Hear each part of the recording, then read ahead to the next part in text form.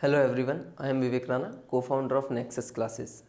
जैसे कि मैं पहले भी आपके लिए कुछ वीडियोस ला चुका हूं, जिसमें मेरी पहली जो वीडियो थी which was language of chemistry, तो उसमें मैंने कुछ बेसिक टर्म्स वहां पे आपको एक्सप्लेन की थी। जैसे कि मैटर क्या होता है, मैटर को फर्दर क्लासीफाई किया था, जिसमें कि मैंने आपको प्योर सब्सटेंस, मिक्सचर्स और उस सब के बारे में बताया था। प्योर सब्सटेंस को फर्दर क्लासीफाई किया था मैंने आपको एलिमेंट्स और कंपाउंड्स में। फिर उसके बाद मैंने आपको क्या कहते हैं, मिक्सचर्स को homogeneous, heterogeneous and so on, काफ़ी सारी चीज़ें मैंने एक्सप्लेन की थी। तो यहाँ पे कुछ और टर्म्स जो बेसिक हमें पता होनी चाहिए, जिससे कि हमें केमिस्ट्री समझने में आसानी हो। तो चलिए भाई शुरू करते हैं हमारे कुछ न्यू टर्मिनोलॉजीज, जिसके बारे में हम थोड़ा सा अच्छे से पढ़ेंगे, जो बहुत ही बेसिक है। जैसे मैंने आपको पहले ही बोला था कि इस पूरे के पूरी ये जो मैं सीरीज़ है लैंग्वेज ऑफ केमिस्ट्री में बहुत बेसिक चीज़ें आपको पढ़ाऊंगा, ठीक है ना। जैसे कि आपको केमिस्ट्री है क्या, उसकी बेसिक टर्म्स क्या हैं, ये सब चीज़ें समझने में आसानी हो। तो आज हमारा सेकंड पार्ट स्टार्ट करना है हमने, जिसमें कि हमने सबसे पहली जो टर्म लेनी है दैट इज एटम।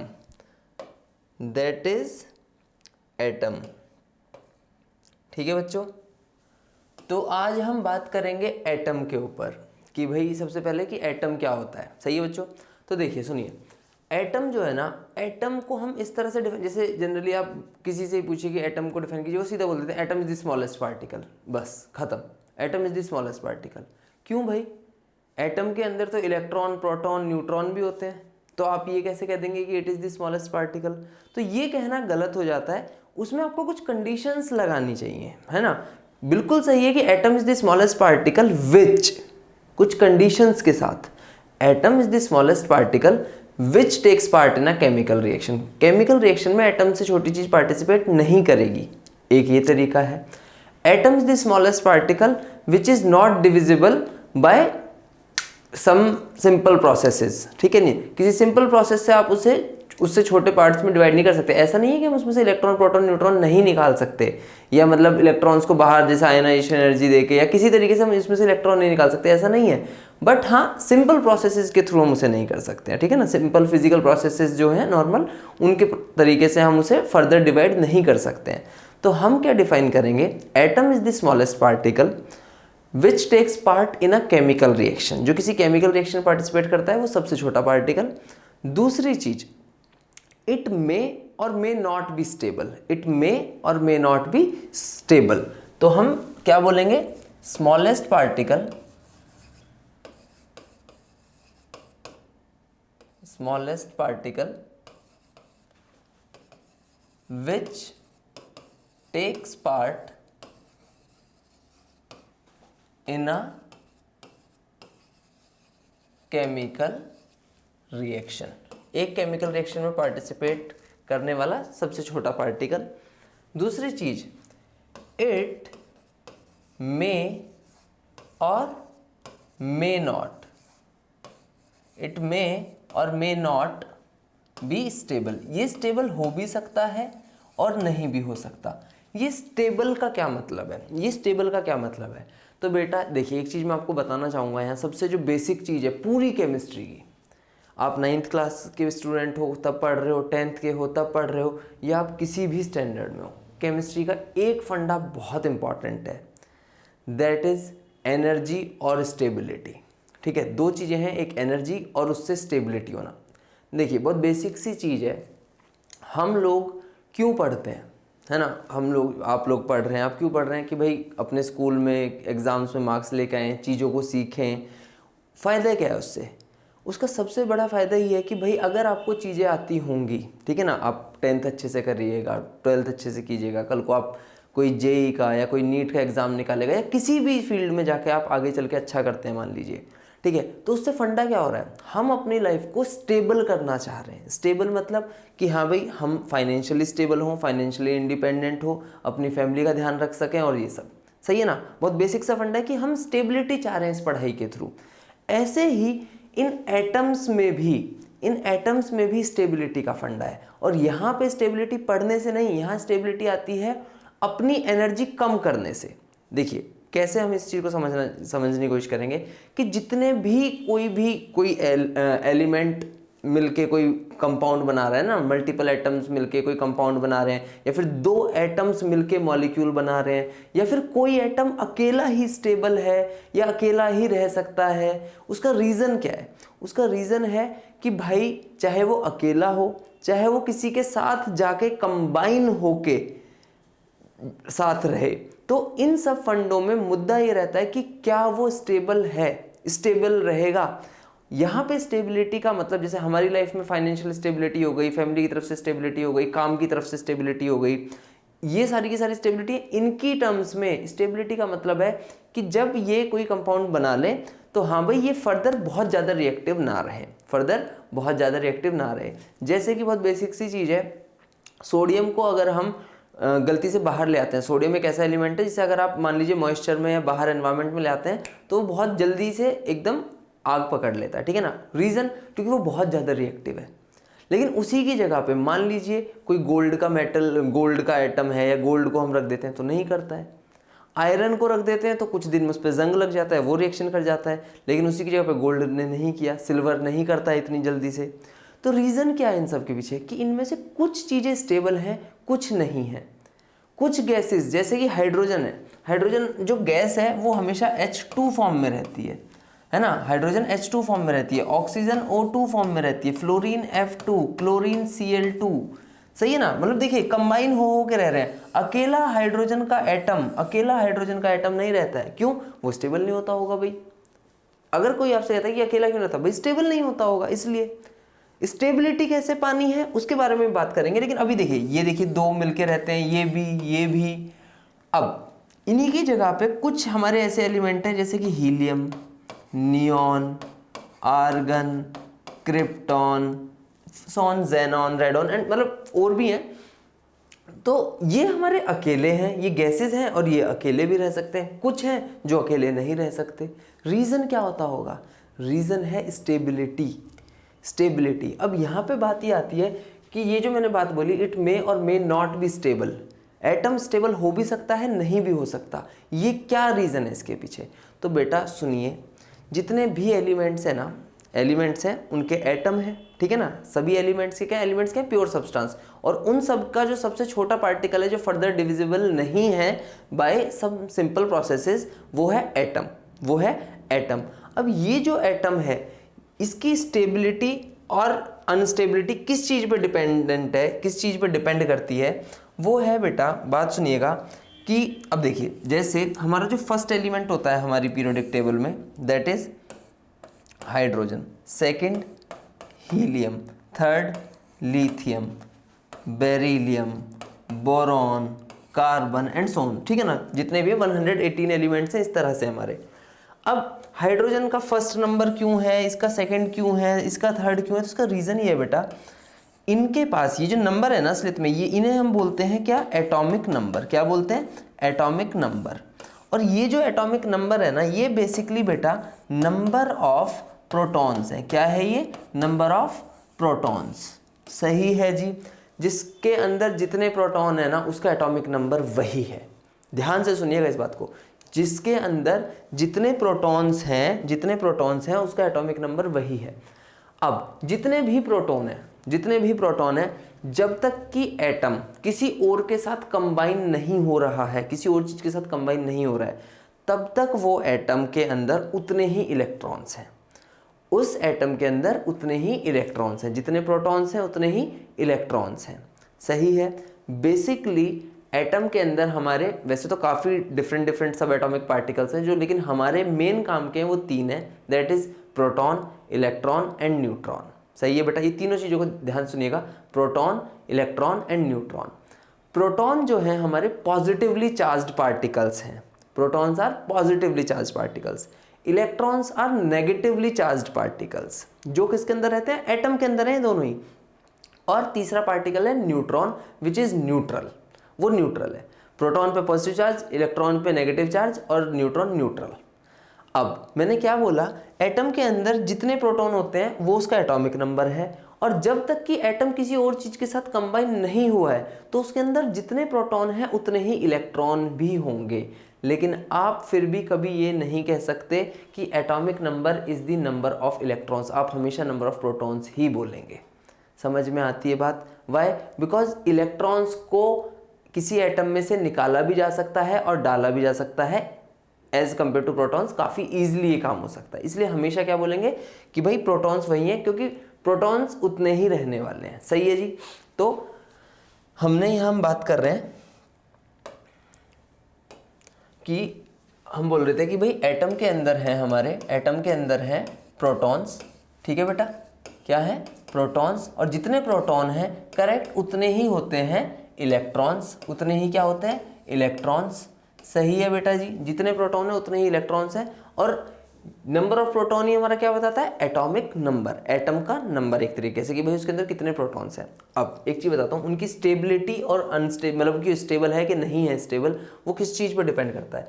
वो डिपेंड करता है किसी भी एटम, थोड़ा सा मैं आइडिया यहाँ पे एक चीज़ का देना चाहूँगा। बेसिकली एटम में बेटा दो पार्ट होते हैं एटम के अंदर। एक पार्ट होता है न्यूक्लियर पार्ट, एक होता है एक्स्ट्रा न्यूक्लियर पार्ट। एक मतलब न्यूक्लियस रीजन और एक न्यूक्लियस से बाहर का रीजन। तो न्यूक्लियस जो है ना वो किसी भी एटम के ऑलमोस्ट सेंटर में होता है और उसके अंदर रहते हैं प्रोटॉन्स और न्यूट्रॉन्स। ठीक है ना, प्रोटॉन्स और न्यूट्रॉन्स उसके अंदर रहते हैं। ठीक है जी, जितने भी प्रोटॉन और न्यूट्रॉन होंगे वो न्यूक्लियस के अंदर ही होंगे। और उसके चारों तरफ घूमते हैं इलेक्ट्रॉन्स, उसके चारों तरफ घूमते हैं क्या? इलेक्ट्रॉन्स। तो ये यहाँ पे ये है हमारा क्या? न्यूक्लियस, जिसके अंदर रह रहे हैं प्रोटॉन और न्यूट्रॉन, और उसके चारों तरफ घूमते हैं इलेक्ट्रॉन। सही है ना जी, उसके चारों तरफ इलेक्ट्रॉन्स घूमते हैं। अब ये जो इलेक्ट्रॉन्स घूमते हैं ये, इसमें क्या होता है? शेल्स होती हैं, किसी भी एटम में शेल्स होती हैं। First shell, second, third, fourth, इनके नाम भी होते हैं। फर्स्ट शेल को के बोलते हैं, सेकंड को एल, थर्ड को एम, फोर्थ को एन। इस सब में हम स्ट्रक्चर ऑफ एटम में ज़्यादा अच्छे से जाएंगे। अभी मैं जो सिर्फ यहाँ बताना चाह रहा हूँ वो ये है कि एटम के अंदर प्रोटॉन और न्यूट्रॉन न्यूक्लियस के अंदर रहते हैं और उसके चारों तरफ घूमते हैं इलेक्ट्रॉन्स। उसके चारों तरफ क्या घूमते हैं? इलेक्ट्रॉन्स। अब ये जो इलेक्ट्रॉन्स हैं ये अलग अलग शेल्स में अलग अलग नंबर में रहते हैं। तो इनके लिए देखा गया कि अगर फर्स्ट शेल में, ध्यान से सुनिएगा, अगर फर्स्ट शेल में 2 इलेक्ट्रॉन है, सेकंड में 8 है, थर्ड में 8 है, फोर्थ में 18 है, फिफ्थ में 18 है, सिक्स्थ में 32 एंड सेवेंथ में 32। अगर शेल्स में इलेक्ट्रॉन्स करेक्ट इस नंबर में है, ऑल्दो तुम्हारे मतलब खास करके 9th-10th लेवल पे जनरली 3 ये, और मतलब यहाँ 18 तक का तो नंबर भी नहीं आता है, क्योंकि मेनली जनरली जितने भी क्वेश्चंस यहाँ से इस तरह के पूछे जाते हैं वैलेंसी या किसी भी चीज़ से रिलेटेड, वो 20th एलिमेंट तक पूछे जाते हैं, कैल्शियम तक के पूछे जाते हैं। तो ये सब याद रखने की जरूरत नहीं है, आपको सबसे इंपॉर्टेंट ये याद रखना है, फर्स्ट शेल में 2 इलेक्ट्रॉन, सेकेंड में 8, थर्ड में 8 एंड फोर्थ में 18 तक जाने चाहिए। ये अगर करेक्ट इतने इलेक्ट्रॉन है ना शेल्स में, तो ये सबसे ज़्यादा स्टेबल है, ये सबसे ज़्यादा स्टेबल है। मतलब अगर किसी के अंदर, किसी एटम के पास सिर्फ एक ही शेल है तो उसमें 2 इलेक्ट्रॉन होने चाहिए, 2 शेल हैं तो उसमें 8 होने चाहिए। अब होगा नहीं है हमेशा, लेकिन चाहता वो यही है, स्टेबिलिटी। हम पढ़ के, है ना, हम पढ़ के अच्छे कॉलेज जाके कल को अच्छी जॉब, चाहे अच्छा बिजनेस या कुछ भी हम करना चाहें अपनी लाइफ में, वो सब क्यों है? स्टेबिलिटी के लिए। इन सब का भी फंडा क्या है? स्टेबिलिटी। और स्टेबिलिटी कैसे आएगी? कि भाई सब करेक्ट इतने नंबर ऑफ इलेक्ट्रॉन्स अपने आउटर मोस्ट शेल में रखेंगे तो हम स्टेबल होंगे। इस चीज को बोला जाता है इलेक्ट्रॉनिक कन्फिग्रेशन, कि किस तरह से इलेक्ट्रॉन्स डिस्ट्रीब्यूटेड हैं डिफरेंट शेल्स में। फर्स्ट में कितने? 2, सेकंड में 8, थर्ड में 8, फोर्थ में 18। करेक्ट अगर इतने नंबर ऑफ इलेक्ट्रॉन्स है तो वो स्टेबल है, तो वो क्या है? स्टेबल। अब ध्यान से सुनिए एक बात, फर्स्ट में 2 है तो भाई जिसका सेकंड नंबर होगा, 2 नंबर होगा, नंबर ऑफ प्रोटॉन्स उसमें 2 होंगे, वो स्टेबल होगा। वो कौन था? मैंने अभी लास्ट स्लाइड में भी आपको बताया था, हीलियम। तो इसलिए भाई साहब स्टेबल है ये हीलियम जो है वो स्टेबल है। देखिए यहाँ पे मैंने बोला था कि अकेला रह सकता है, क्यों रह सकता है? क्योंकि इसका नंबर 2 है। सही है बेटा। अब ऐसे ही अगला कौन होना चाहिए? जिसकी सेकंड में 8 है, तो फर्स्ट में 2 है और सेकंड में 8 है, वो स्टेबल है। मतलब 2 + 8 10 नंबर वाला। तो इसका मतलब क्या है भाई साहब? नियॉन का नंबर 10 होगा। समझ में आ रही बात? फर्स्ट में 2, सेकंड में 8, तो 2 + 8 10। जिसका 10 एटॉमिक नंबर होगा वो भी स्टेबल होगा। 2 + 8 + 8 मतलब कि 18, जिसका 18 नंबर होगा वो भी स्टेबल होगा। तो क्या इसका मतलब आर्गन का 18 नंबर है? बिल्कुल बिल्कुल। तो यही मुद्दा है कि ये जितने भी एलिमेंट्स हैं जो इस तरह की इलेक्ट्रॉनिक कॉन्फ़िगरेशन लेके रहेंगे वो स्टेबल हैं, उनके अलावा जितने भी हैं वो अनस्टेबल हैं। अब जो मैं आपको बोल रहा था कि केमिस्ट्री का जो मेन फंडा है वो ये है बेटा, जो भी चीज़ जितनी ज़्यादा स्टेबल होगी उसकी एनर्जी उतनी कम होगी। जो जितना स्टेबल होगा वो उतनी एनर्जी उसकी डाउन होगी। रीज़न बताता हूँ, रीज़न इसका बहुत मतलब आसान तरीके से बताता हूँ, समझाता हूँ कि जिससे कि याद भी हो जाए आपको चीज़। मान लीजिए है ना, जैसे अब आप तो छोटे, जैसे 9th 10th के बच्चे हैं, तो क्या होता है ना कि कुछ बच्चे बहुत ही इधर से उधर कूदते रहते हैं। तो क्या बोला जाता है, भाई इसमें बहुत एनर्जी है ना, इसमें बहुत एनर्जी है, इधर से उधर कूदते ही रहता है ये बंदा। तो रीज़न क्या है, उसकी एनर्जी हाई है तो स्टेबिलिटी उसकी लो है। दूसरा बच्चा है क्या है, शांति से सुन रहा है, फोकस्ड है, तो कहते हैं भाई इसकी एनर्जी कंट्रोल्ड वे में है, ये ध्यान से सुनता है चीज़ों को। तो ऐसे ही आप कुछ समझ के चलिए कि जिसकी एनर्जी ज़्यादा होगी ना उसमें स्टेबिलिटी कम होगी, और जिसमें एनर्जी कम होगी वो स्टेबल ज़्यादा होगा। हालांकि ये इंसानों के केस में एग्जैक्टली वो हम 100% नहीं कह सकते, बट इनके केस में ऐसा ही है। जिसमें जितनी ज़्यादा एनर्जी होगी वो भाई साहब दूसरों से जाकर रिएक्शन करना चाहेगा, वो चाहेगा कि मुझे भी स्टेबिलिटी मिले।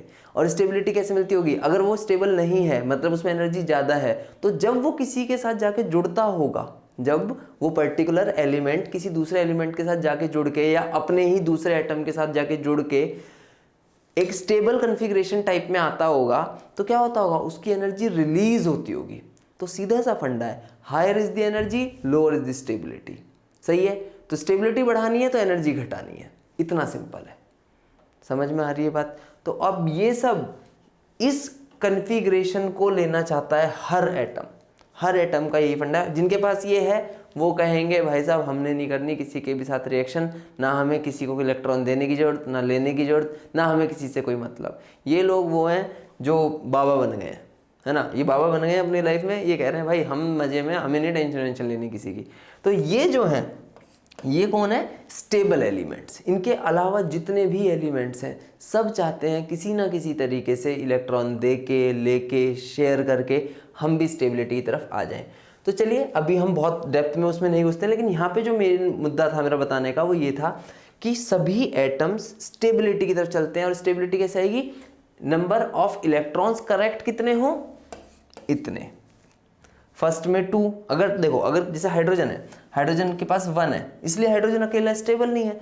2 हाइड्रोजन आते हैं, मिलते हैं आपस में, दोनों के दोनों भाई कहते हैं कि चल यार तू भी अपना काम कर ले, मैं भी अपना काम कर लूँ। दोनों के दोनों ऐसे आपस में कुछ शेयरिंग करते हैं और कहते हैं कि तेरे पास भी 2, मेरे पास भी 2, और 2 का मतलब स्टेबिलिटी। तो इसलिए H2 फॉर्म में रहता है। समझ रहे हो, धीरे धीरे कैसे कंबाइन होते हैं उस सब की तरफ भी चलेंगे। लेकिन बेसिक एटम क्या होता है, एटम के अंदर इलेक्ट्रॉन, प्रोटॉन, न्यूट्रॉन होते हैं। जितने प्रोटॉन होते हैं वो उसका एटॉमिक नंबर होता है। जब तक एटम अकेला है उसके अंदर नंबर ऑफ प्रोटॉन और नंबर ऑफ इलेक्ट्रॉन बराबर होते हैं। न्यूट्रॉन वो धीरे धीरे अभी देखेंगे कि कैसे, वो थोड़ा याद भी रखना पड़ता है हमें कि भाई हाँ किस में कितने, वो अभी चीज़ें आएंगी तो हम बात करेंगे उस बारे में। तो आई होप आपको एटम पता लग गया है, smallest particle which takes part in a chemical reaction, it may और may not be stable. Stable कौन से होंगे, जिनकी इलेक्ट्रॉनिक कन्फिगरेशन ये वाली होगी, बाकी सब स्टेबल नहीं होंगे, वो रिएक्टिव होंगे। सही है बेटा। अब नेक्स्ट है हमारा भाई साहब मॉलिक्यूल। अब देखिए बच्चों से पूछो एटम क्या है, सर स्मॉलेस्ट पार्टिकल, मॉलिक्यूल क्या है, सर स्मॉलेस्ट पार्टिकल। अरे भाई दोनों ही स्मॉलेस्ट है तो मतलब एक बात पे तो रहो, है ना। तो असलियत में क्या है, मॉलिक्यूल को भी हम कह सकते हैं बिल्कुल कि molecule is the smallest particle, molecule is the smallest particle which is always stable. ये हमेशा स्टेबल होता है।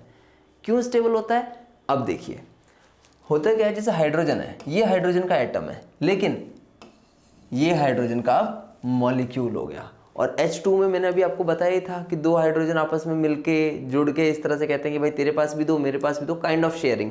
अभी वो शेयरिंग कैसे होती है, बॉन्डिंग वो सब बाद में बात करेंगे। लेकिन यहाँ पे जो मैं मेन चीज़ बताना चाह रहा हूँ वो ये है कि सभी का मेन मुद्दा जो है वो एक ही है कि भाई हम कुछ ऐसा करें जिससे कि हम स्टेबल हो जाएं। तो मॉलिक्यूल बेसिकली यही है, it is basically the combination of atoms, it is basically the combination of atoms and combine कर जाएंगे और मॉलिक्यूल बन जाएगा, कंबाइन कर जाएंगे और मॉलिक्यूल बन जाएगा, और ये हमेशा स्टेबल होता है। तो अब यहाँ पे एक सवाल कई बार पूछ लेता है कोई बच्चा कि सर जैसे अब ये थे हीलियम, अभी आप हमें बता रहे थे हीलियम, नियॉन, आर्गन, क्रिप्टॉन, है ना, ये मतलब जेनॉन, रेडॉन और जो भी हैं बाकी जो भी हैं ये जो उनसे नॉन रिएक्टिव सर, जिसमें वही जो आपने बताया अभी 2, 8 है ना, ये 2 नंबर होगा, ये 10 होगा, ये 18 होगा, ये 36 होगा, ये 54 होगा एंड सो ऑन जो आगे वाले हैं, ठीक है।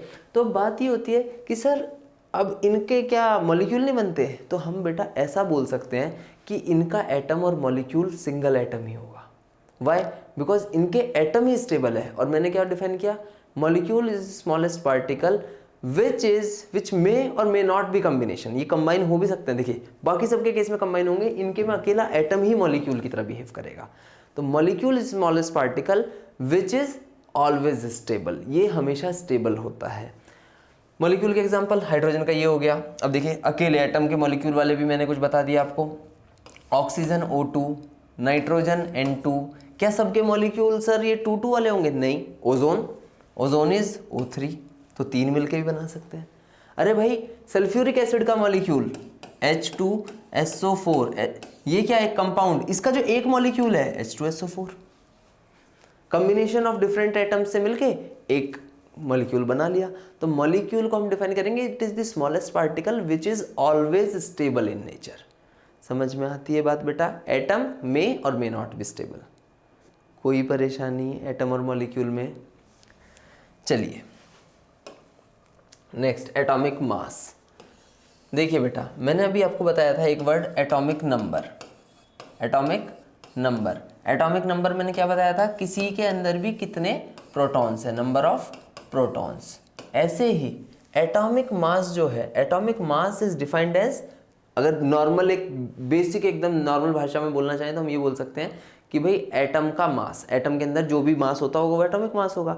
लेकिन हमें वो एक एक इंडिविजुअल का याद करना है बहुत मुश्किल। तो हमने क्या किया, हमने मतलब आपने और मैंने नहीं, साइंटिस्टों ने क्या किया, उन्होंने क्या किया कि एटॉमिक मास को बताया गया कि it is basically the number of protons plus number of neutrons, number of protons and number of neutrons. भाई साहब नंबर ऑफ प्रोटॉन और नंबर ऑफ न्यूट्रॉन के सम को बोला गया एटॉमिक मास। अब एक यहाँ पे सवाल ये आ जाता है कई बार कि सर एटॉमिक मास आपने नंबर ऑफ प्रोटॉन और नंबर ऑफ न्यूट्रॉन बोल दिया, इसमें तो इलेक्ट्रॉन भी होते हैं, वही बताइए। तो बात ये होती है बेटा, बिल्कुल सही है, उसमें कोई गलत नहीं है, भाई मास लेना तो सबका मास लो। लेकिन हमने जो देखा, साइंटिस्टों ने जो देखा, एटम के अंदर जो प्रोटॉन और न्यूट्रॉन है जो कहाँ पे रहते हैं, न्यूक्लियस के अंदर जो रहते हैं, बेसिकली मास सिर्फ उनका ही है। Electrons are very light in mass, बहुत हल्के हैं as compare to the protons and neutrons. Proton और न्यूट्रॉन के कंपैरिजन में बहुत हल्के हैं। आप ये समझ लीजिए कि मान लीजिए क्या हुआ कि मैं कह रहा हूँ यार मैंने अपना मास घटाना है, तो मैंने सोचा कि क्या करते हैं मैं आज ट्रिम कराता हूँ, सही है ना भाई, अपनी दाढ़ी थोड़ी सी हल्की करा देते हैं, और भाई मैं हल्का हो गया। तो असलियत में अगर कोई होगा तो कहेगा कि यार this is just negligible as compared to you, है ना, अगर तेरे 10 ग्राम घट भी गए तेरे 65 किलो में से तो फ़र्क क्या पड़ा। तो ये एक तरीके से इलेक्ट्रॉन्स का जो मास है वो प्रोटॉन और न्यूट्रॉन के मास में बहुत कम है, मतलब अराउंड 2000 टाइम्स का अंतर है। तो इसीलिए एटॉमिक मास को डिफाइन किया जाता है number of proton plus number of neutron से, और एटॉमिक नंबर क्या था, नंबर ऑफ प्रोटॉन। और यहीं से ही एक बड़े अच्छे आसान लेवल के और क्वेश्चंस आ जाते हैं, जैसे कि मान लीजिए कि हमें पहली बात तो एक चीज़ क्या है बेटा, फर्स्ट 20 एलिमेंट्स के एटॉमिक नंबर और एटॉमिक मास हमें याद करने होते हैं। फर्स्ट 20 एलिमेंट्स के हमें एटॉमिक नंबर और एटॉमिक मास हमें याद करने होते हैं। जैसे कि मैं एक 2-4 एग्जांपल देता हूँ। जैसे फर्स्ट हाइड्रोजन, इसका एटॉमिक नंबर होता है 1 और एटॉमिक मास भी होता है 1, ठीक है ना, इसका एटॉमिक नंबर भी 1, एटॉमिक मास भी 1 होता है। Helium atomic number 2, atomic mass 4, सही है। Lithium atomic number 3, atomic mass 7, और 2-4 कोई, ऑक्सीजन एटॉमिक नंबर होता है इसका 8, एटॉमिक मास 16, सही है ना। तो चलो ये 3-4 ले लेते हैं। एक चीज़ बताता हूँ, एटम को सिंबलाइज करने का भी एक तरीका है। एटम को सिंबलाइज करने का तरीका होता है, मान लीजिए कोई भी एटम है, उसे एक्स से बताया, यहाँ पे उसका एटॉमिक नंबर इस तरीके से लिख देते हैं और एटॉमिक मास इस तरीके से ऊपर लिख देते हैं, ठीक है ना। यहाँ पे एटॉमिक नंबर लिख देते हैं,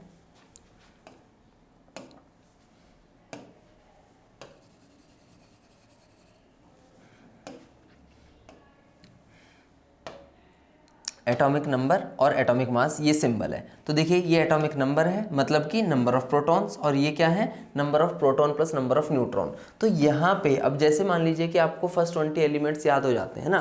फर्स्ट 20 एलिमेंट्स कहाँ से, हाइड्रोजन से लेके कैल्शियम तक के। Hydrogen, helium, lithium, beryllium, boron, carbon, nitrogen, oxygen, fluorine, neon, सही है।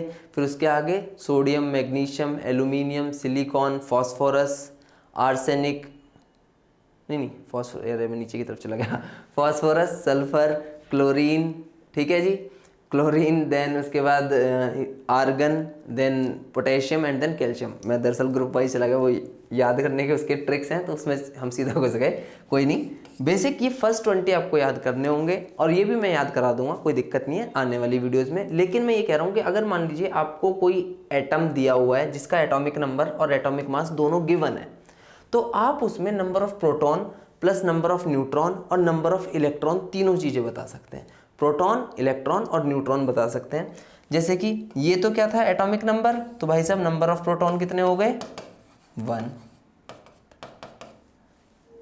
अब ये क्या है भाई, प्रोटॉन प्लस न्यूट्रॉन, भाई ये भी 1 है। तो इसका मतलब क्या है कि जब देखो प्रोटॉन भी 1 है और प्रोटॉन प्लस न्यूट्रॉन भी 1 है, तो इसका मतलब क्या है कि न्यूट्रॉन इसमें 0 होंगे। तो ऐसा कोई एलिमेंट, अब देखिए ये बड़ा छोटा सा आसान सा एमसीक्यू बन सकता है, ऐसा कोई एलिमेंट जिसमें number of neutron 0, hydrogen. Hydrogen, समझ में आती है बात बेटा। प्रोटॉन भी 1, प्रोटॉन प्लस न्यूट्रॉन भी 1, तो इसका मतलब न्यूट्रॉन इसमें 0 होंगे, ठीक है। और उसके साथ साथ number of electron, number of electron मैंने क्या बताया था, जब तक कोई भी चीज, कोई भी एलिमेंट अकेला है, जितने उसमें प्रोटॉन है उतने ही इलेक्ट्रॉन होंगे, तो इसका मतलब इसमें नंबर ऑफ इलेक्ट्रॉन भी 1। तो यह ऐसे क्वेश्चंस में किसी का एटॉमिक नंबर, एटॉमिक मास आपको गिवन हो, तो आप number of proton plus electron, और number of proton, number of electron, number of neutron, ये सब चीजें इजिली निकाल सकते हो। चलो 2-4 क्वेश्चन और कर लेते हैं। Number of proton 2, atomic number से पता लग गया 2, सही है। Number of neutron, number of neutron, भाई प्रोटॉन प्लस न्यूट्रॉन कितने हैं यहाँ पे, प्रोटॉन प्लस न्यूट्रॉन कितने गिवन है, 4। तो इसका मतलब प्रोटॉन अगर 2 है तो 2 उधर जाएगा, तो न्यूट्रॉन कितने रह जाएंगे, न्यूट्रॉन विल बी 2, 4 - 2 2।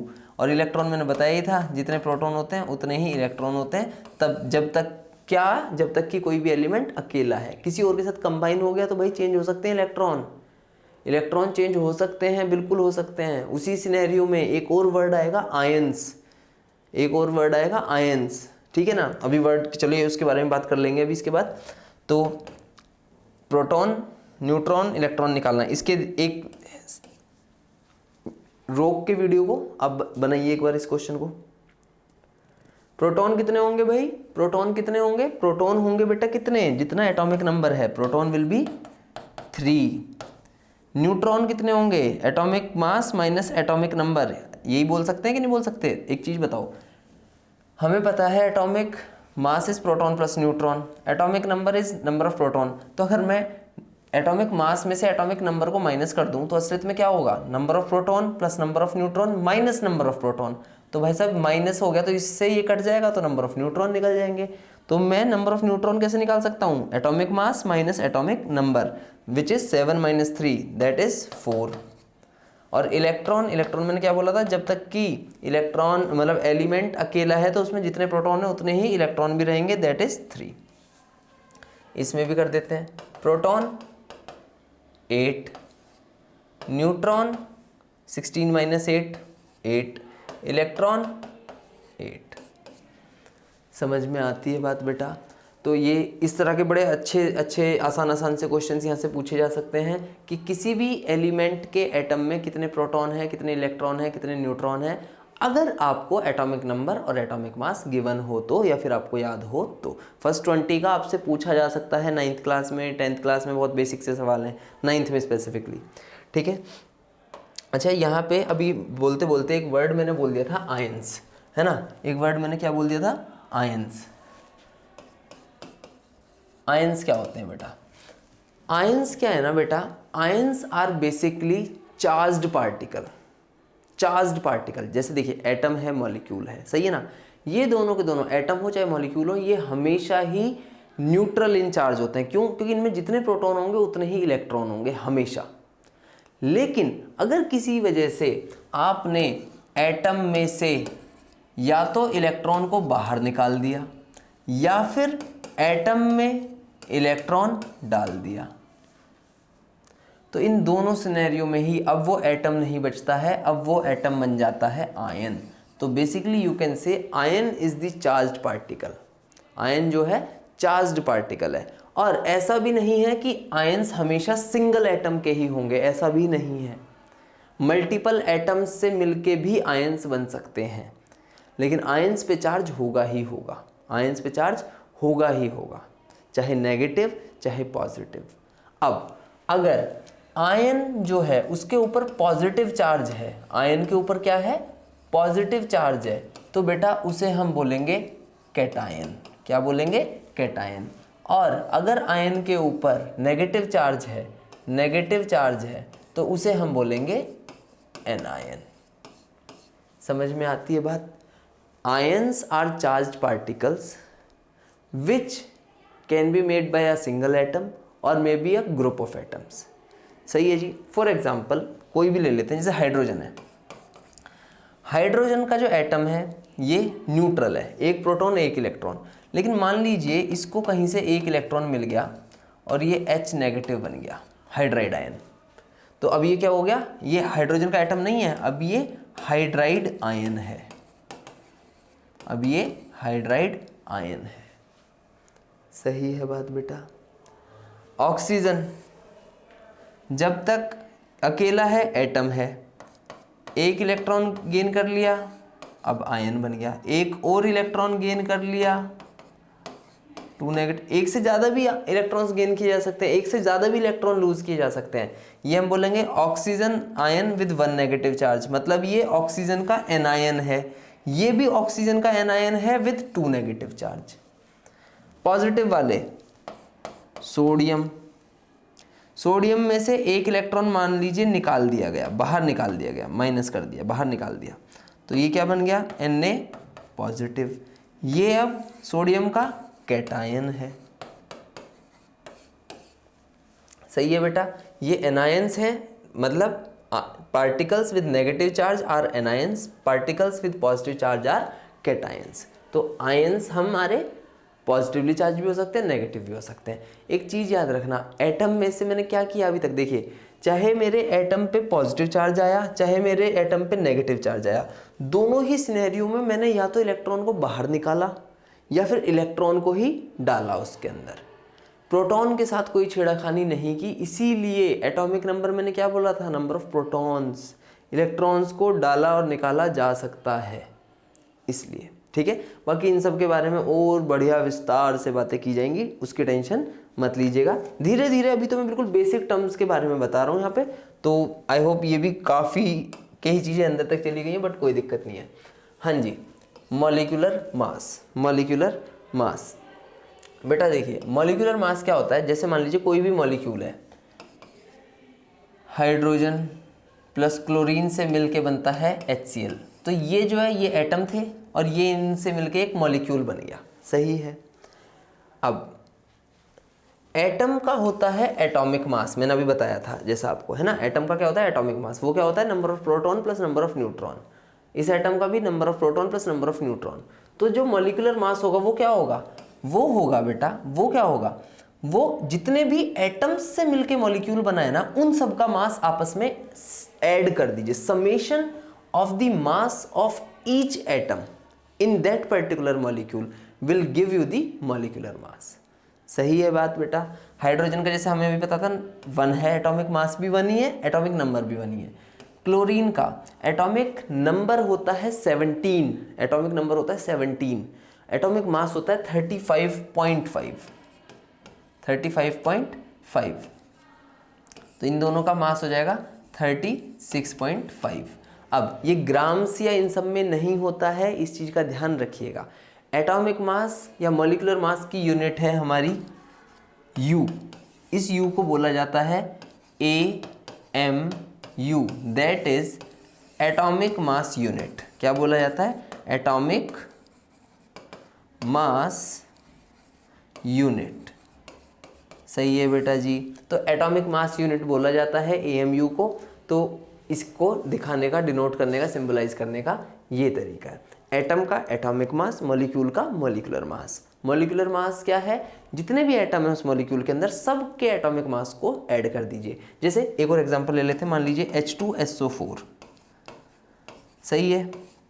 हाइड्रोजन 2 हैं तो दोनों के दोनों का मास 2 इंटू एक का मास 1 है, 2 इंटू 1। वाई 2 इंटू 1 क्यों? क्योंकि एक का मास 1 था तो 2 का 2 हो जाएगा। प्लस सल्फर कितने हैं? 1, सल्फर का मास होता है 32। ऑक्सीजन कितने हैं? 4, एक का मास ऑक्सीजन का 16। तो बेटा जब आप इसको 2 + 32 + 16 इंटू 4 64, जब इन सबको ऐड करोगे 64 + 32 प्लस ये, तो इनका जो टोटल मास आएगा दैट विल बी 98 AMU। सही है। तो ये तरीका है मॉलिक्यूलर मास को बताने का। तो यहाँ मैंने आपको एटम बताया, मॉलिक्यूल बताया, एटॉमिक मास बताया, मॉलिक्यूलर मास बताया, आयन के बारे में बात हुई, थोड़ी सी इलेक्ट्रॉनिक कन्फिगरेशन की स्टेबिलिटी कैसे आती है मैंने आपको बताया। केमिस्ट्री का सिर्फ एक फंडा है, अब से लेके +2 तक, +2 मतलब 12th तक, चाहे आप नीट की तैयारी कीजिए, जेईई की तैयारी कीजिए, किसी की भी चीज़ की तैयारी कीजिए, एक चीज़ केमिस्ट्री का मेन है, स्टेबिलिटी और एनर्जी का रिलेशन। और स्टेबिलिटी जितनी ज़्यादा होगी एनर्जी उतनी कम होगी, एनर्जी जितनी ज़्यादा होगी स्टेबिलिटी उतनी कम होगी। इसलिए एक रूल भी बोला जाता है कि कभी भी किसी चीज़ का, कोई भी सिस्टम हो इस दुनिया में, चाहे वो एटम, मॉलिक्यूल, कुछ भी, उसकी टोटल एनर्जी नहीं निकाली जा सकती। ये बड़ी बात है। थर्मोडायनेमिक्स करके एक चैप्टर आता है +1 में, वहाँ पे इस सब के बारे में बात होती है। उसका रीज़न ही होता है क्योंकि अगर कंप्लीट एनर्जी निकाली तो सिस्टम को कोलैप्स करना पड़ेगा। तो भाई साहब इसलिए हमेशा इस चीज़ का ध्यान रखना, कोई भी एलिमेंट क्यों कंबाइन हो रहा है? सर स्टेबिलिटी के लिए। कोई कंपाउंड था, अब उससे एक नया कंपाउंड बन गया है, बहुत ईजिली बन रहा है, जल्दी से रिएक्शन करके बन रहा है, इसका मतलब वो जो नया कंपाउंड है वो और भी ज़्यादा स्टेबल होगा। रिएक्शन नहीं हो रही है सर, एनर्जी देनी पड़ रही है, इसका मतलब जो बन रहा है वो कम स्टेबल है। ये कुछ ये चीज़ें हैं। तो ऐसे ऐसे हम केमिस्ट्री को देखते हुए चलेंगे। बाकी कोई नहीं। एक वर्ड और आ गया है, फॉर्मूला मास। वर्ड आ गया हमारा क्या? Formula mass. तो भाई फॉर्मूला मास क्या है? फॉर्मूला मास क्या है बेटा? देखिए, जैसे एटम का एटॉमिक मास, मॉलिक्यूल का मॉलिक्यूलर मास, ऐसे ही कोई भी कंपाउंड है उसका फॉर्मूला। जैसे H2SO4 था, वो उसका मॉलिक्यूल भी था और वो H2SO4 सल्फ्यूरिक एसिड का फॉर्मूला भी था। तो फॉर्मूला मास भी क्या होगा? उस फॉर्मूले में जितने भी एटम्स हैं सबका सम कर दीजिए, उसका फॉर्मूला मास आ जाएगा। तो ये वर्ड से नहीं डरना है। एटॉमिक मास, मॉलिक्यूलर मास, फॉर्मूला मास। कोई आयन है, क्या उसका भी मास निकाला जा सकता है? बिल्कुल निकाला जा सकता है। जैसे मान लीजिए कि कोई आयन है, sulphate ion, SO4 2 negative, this is sulphate ion, ठीक है। तो इसमें इस 2 नेगेटिव से कुछ नहीं डरना, सीधा सल्फर का मास 32, ऑक्सीजन का मास 16, कितने ऑक्सीजन है? 4, खत्म। जोड़ दीजिए सभी को तो कितना हो जाएगा? 96 AMU, आयन का आयनिक मास। तो भाई साहब मास का मतलब तो इतना बेसिक है।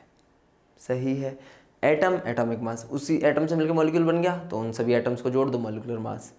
अच्छा, कई बार मॉलिक्यूल, कोई कंपाउंड का मॉलिक्यूल, कंपाउंड भी तो हो सकते हैं ना, जैसे H2SO4 था, वो कंपाउंड भी है और वो H2SO4 का मॉलिक्यूल भी है। तो इसमें कंफ्यूज नहीं होना कि इसे मॉलिक्यूल बोलूँ कि कंपाउंड बोलूँ। भाई H2SO4 इज अ कंपाउंड, उसका एक मॉलिक्यूल H2SO4, उनका सब एटम्स का सम मॉलिक्यूलर मास ही बोल सकते हो आप, H2SO4 का फॉर्मूला मास ही बोल सकते हो आप। सही है बच्चों। तो भाई आज की जो ये क्लास थी इसमें मैंने और भी काफ़ी एटम, आयन, थोड़ा एटम के अंदर इलेक्ट्रॉन प्रोटॉन किस तरह से रहते हैं, ये सारी की सारी चीज़ों के बारे में डिस्कशन किया है, ठीक है। बाकी आने वाली क्लासेस में थोड़ा सा एटम को और स्ट्रक्चर ऑफ एटम हुआ उसके बारे में हम अच्छे से बातें करेंगे। ये वो सारी टर्म्स हैं, मैं ये सब वो बताना चाह रहा हूँ जिससे कि आपको केमिस्ट्री के वर्ड्स पता लगने लगे। कहीं पे वो बोल देता है कि भाई ये होमोजीनियस मिक्सचर है, ये हेट्रोजीनियस मिक्सचर है, यहाँ पे एटम है, ये मॉलिक्यूल है, ये आयन है। तो ये जो चीज़ें हैं ना छोटी छोटी, ये आपको पता होनी चाहिए। मेरी इन वीडियोस को बनाने का मेन मुद्दा यही है। ठीक है बच्चों, तो मिलते हैं नेक्स्ट क्लास में। Bye bye, take care.